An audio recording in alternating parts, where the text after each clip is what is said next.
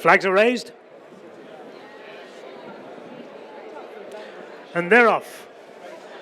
2 miles, 3.5 furlongs to trip and 14 fences to jump in the feature of the week, the Grade 1 Guinness 00 Faugheen Novice Chase. And it's Mirazur West who's the first to show in front for Simon Torrance as they come towards fence number 1. And all jump it safely. Mirazur West lands with about a 3-length advantage over Search for Glory. Races in second. Good Land with Impaire Et Passe on the inside in 4 as they jump fence number 2. On the outside is Saint Majeste, and just in front, half-length in front of Waterford Whispers, and Jordan's is the back marker of the 7. As they come to the middle flight in the back straight, fence number 3, and over it, the lead is with Mirazur West and Simon Torrance. 3 lengths in front of Search for Glory. Sam Ewing racing in second. Third, on the outside, Good Land and Finney Maguire as they jump fence number 4. Good jump up on the inside by Impaire Et Passe, the favourite under Daryl Jacob. They're followed by Saint Majeste on the outside under Danny Mullins with Waterford Whispers and Brian Hayes, and the back marker of the 7 continues to be Jordan's in the hands of Richie Deegan as they jump fence number 5 and head towards the top of the hill, shortly to descend towards the straight for the first time. These 7 horses, winners of 29 races between them, head on the downhill run towards the turn-in, with Mirazur West taking them along by about 2 lengths to Search for Glory in second.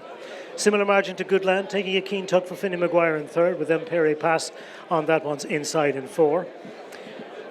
5 then races Saint Majeste on the outside of Waterford Whispers, and the back marker of the 7 continues to be Jordan's, who's attempting to keep up Joseph O'Brien's remarkable run in Grade 1s over the Christmas period. So shortly to straighten up and head towards the 2 fences in the straight. And no change in the order and little enough change in the tempo as they approach the first of the 2 in the straight, fence number 6.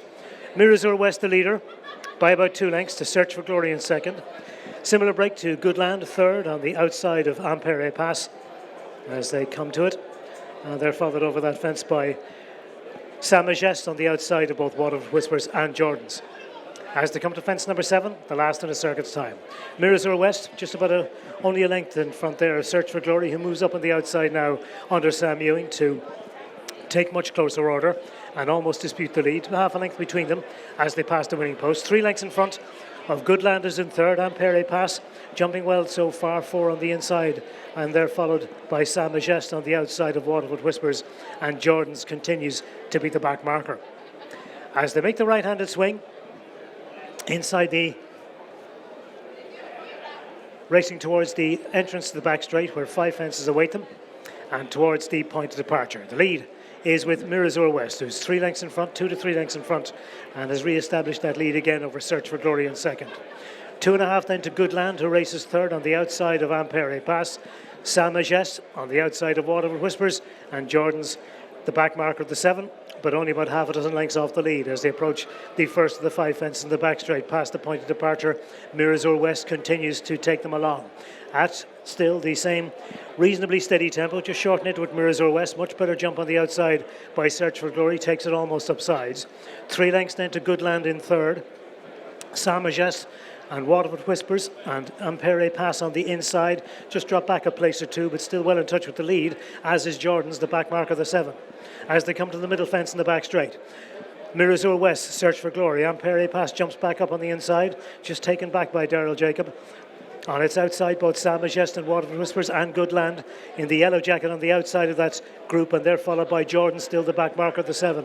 Heading towards the top of the hill and towards the final regulation, 3 fences left to jump, and Search for Glory moves up on the outside of Mirazur West as a much tighter bunch field come to the third last. They're followed over that in third by Saint Majeste on the outside of Good Land, Impaire Et Passe and Waterford Whispers, and a length to Jordan's, the back marker of the 7. But about 4 lengths separate these 7 runners as they head on the downhill run inside the final half mile of this Grade 1 Guinness 00 Faugheen Novice Chase. Absolutely anybody's race as they continue to race towards the straight. Search for Glory and Sam Ewing move up on the outside to just head Mirazur West on the inner.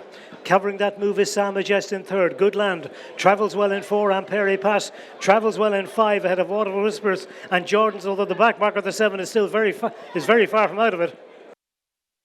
As they swing into the straight, 2 fences left to jump. Search for Glory. Sam Ewing, Mirazur West on the inside. Impaire Et Passe now moves 2 to the outside with Sam Majest on his outer. Jordan's coming there behind them. Goodland and Waterford Whispers have cried enough as they come down to the second last. And it's Search for Glory. Impaire Et Passe on the outside. Mirazur West. Jordan's running on behind them for Richie Deegan. But it's Search for Glory and Impaire Et Passe. Impaire Et Passe takes over at the last. Lands in front with a good jump from Search for Glory in second. Jordan's running on in third. But it's Impaire Et Passe who's streaking clear and going on by some 3 to 4 lengths. And Willie Mullins going to break his grade 1 duck for the week as Impaire Et Passe and Daryl Jacob win the Faugheen. Jordan's kept on to be second. Search for Glory in third, clear of Goodland, Sam Majest, Mirazur West and Waterford Whispers. Some really good scenes here after Impaire Et Passe gained his initial success in Grade 1 company, of course, over fences under Daryl Jacob today. 3 Grade 1s over hurls and 2 for 2 over fences. Well done. Yeah, no, he was good now today. He travelled great. It was a great spot by Willie and his team to come down here 2 mile 3.5. It was perfect. It was a nice opportunity for him, and I'm just glad that I was on his back for today. So, but look, Paul's looked after this horse incredibly well throughout his career, and it's nice to have the opportunity to sit on him today. He looked like he learned a lot from Fairyhouse. I thought he was very good today. He travelled really well on the bridle the whole way. First 4 fences he met them absolutely spot on. He got loads of confidence from them, and then I just sat against him at a couple of his fences, and he was very good.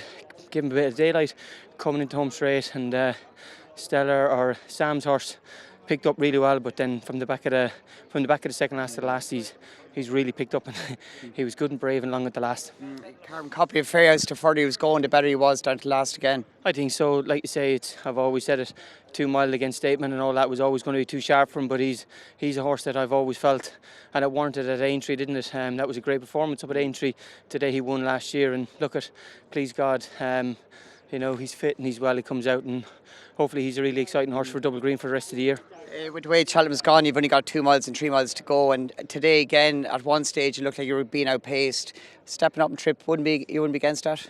You know, I don't think he gets outpaced in this sort of grade, and in this it's one of you just kind of, I like to get him sort of rolling, so whenever I asked him to quicken, he's ready to quicken straight away for me. So like, he didn't get outpaced today. I was just getting him prepared to, you know, the back end of the race that I needed him to come alive. And with Paul as well, that's just the way he races. He gets 3/4 way through his races and he just gets a little bit lazy, and what I didn't want that, obviously around here, you know, they can get a roll off the bend, and what I didn't want him to do is take 7 or 8 strides to get into to get rolling with me, and then having to make up too much ground. So I got him rolling.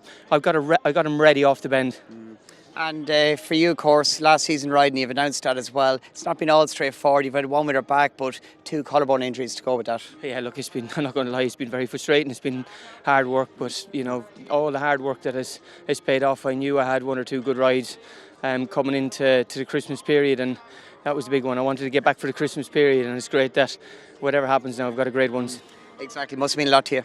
It's very, very special, and obviously Simon and Isaac, they've been an integral part of my career the whole way through it for the last 11 years. 11 years is a long time. It's a massive, massive association, and like you say, they're big brothers to me, and I owe my whole life to them, and Robert and Sally Allner as well. So it's very, very special.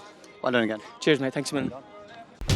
Watch live racing now on racingtv.com.